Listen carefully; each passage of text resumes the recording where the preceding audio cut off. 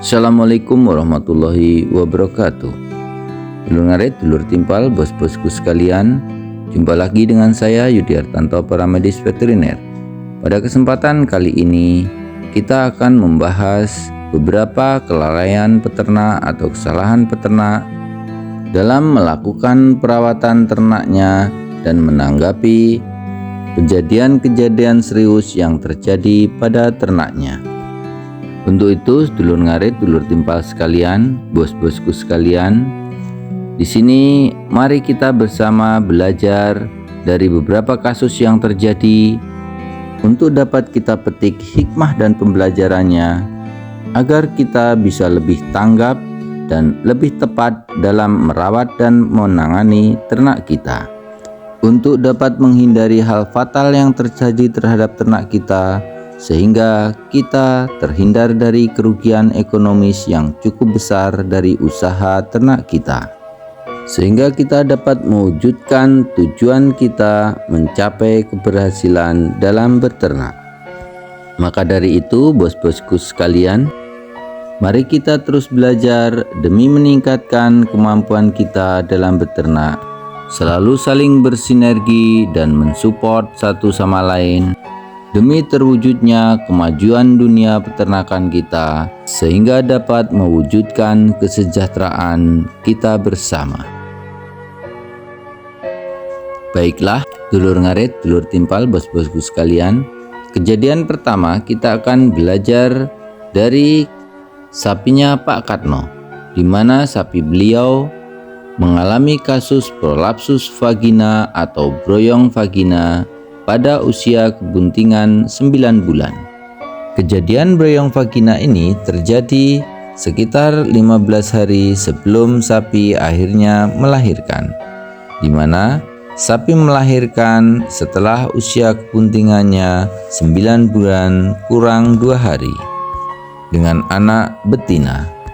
Yang menjadi permasalahan di sini sehingga menimbulkan masalah adalah karena pada kejadian prolapsus vagina atau broyong vagina tersebut tidak ditangani dengan benar, dengan kondisi kandang yang cukup lembab dan sanitasi yang kurang baik. Dilakukan pembiaran terhadap kasus prolapsus vagina tersebut sehingga terjadi keluar masuk yang menyebabkan juga kemungkinan terjadinya investasi kuman. Hal tersebut kita duga terjadi karena setelah pedet dilahirkan, kita dapati pedet mengalami kekakuan pada ototnya sehingga terjadi kesulitan untuk menelan saat disusui. Pedet sulit untuk berdiri dan berjalan, yang kemungkinan besar itu akibat terjadinya infeksi semenjak dia masih di dalam kandungan induknya. Bila sudah terjadi hal seperti ini, maka sulit bagi kita untuk mengatasinya. Lalu, hikmah dan pembelajaran apa yang bisa kita petik dari kejadian ini? Hikmah dan pembelajaran yang kita bisa ambil adalah lakukan penanganan dengan baik terhadap kasus prolapsus vagina yang terjadi agar jangan sampai terjadi kerusakan dan mengakibatkan infeksi lebih lanjut pada pedet dan kesehatan induknya. Selalu jaga kebersihan kandang dengan baik dan bila diperlukan segera berkonsultasi dengan para medis dan dokter hewan kepercayaan bos-bosku sekalian untuk mendapatkan arahan dan petunjuk penanganan yang lebih tepat dan benar.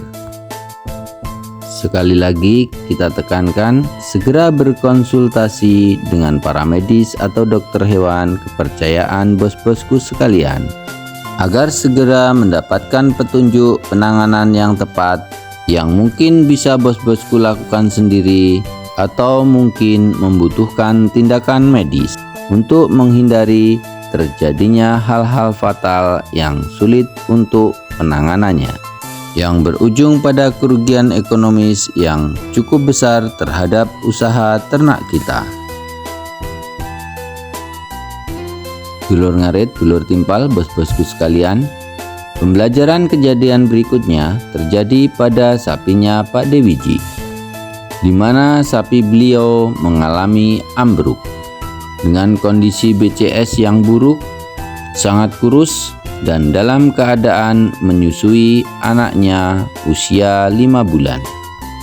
Dari kejadian ambruk yang terjadi pada sapinya Pak Dewiji ini, kita bisa mengambil beberapa pembelajaran.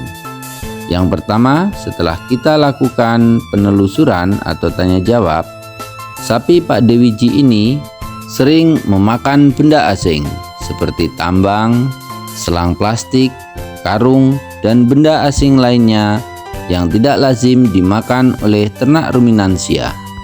Selain itu, setelah kita lakukan perbincangan panjang lebar, ternak ini juga tidak pernah dilakukan pemberian obat cacing atau pencegahan terhadap penyakit cacing, sehingga kita duga ternak ini juga mengalami penyakit cacing hati atau yang secara umum kita kenal dengan penyakit porangen. Untuk kasus yang terjadi pada sapinya Pak Dewiji ini, setelah kita lakukan perbincangan dan dialog dengan beliau, dengan mempertimbangkan perawatan dan pengobatan dan mempertimbangkan juga unsur untung rugi secara ekonomis dari penanganan ternak tersebut, maka kita simpulkan ternak tersebut untuk dipotong. Karena dengan pertimbangan, selain kemungkinan adanya penyakit cacing hati, diduga besar kemungkinan ternak tersebut telah mengkonsumsi benda asing, sehingga menimbulkan kerusakan pada organ pencernaannya, sehingga terjadi penyerapan nutrisi yang tidak maksimal yang mengakibatkan ternak tersebut mengalami kekurangan tenaga atau energi, dan pada akhirnya menyebabkan ternak tersebut ambruk. Dan untuk penanganan atau penyembuhan hal ini dirasa sangat sulit dan juga tidak ekonomis.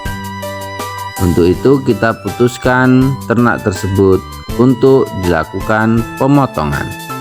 Dan benar saja, setelah dilakukan pemotongan terhadap ternak tersebut, akhirnya kita mendapatkan informasi dari pemilik bahwa di dalam rumen ternak tersebut didapati tambang dan juga karet tali. Benda-benda asing inilah yang menimbulkan kerusakan organ pencernaan ternak tersebut, sehingga ternak tersebut mengalami malnutrisi akibat dari penyerapan organ pencernaannya yang tidak maksimal. Selain itu, untuk kondisi hati didapati hati dalam kondisi yang tidak maksimal atau sudah mulai terdapat investasi dari parasit.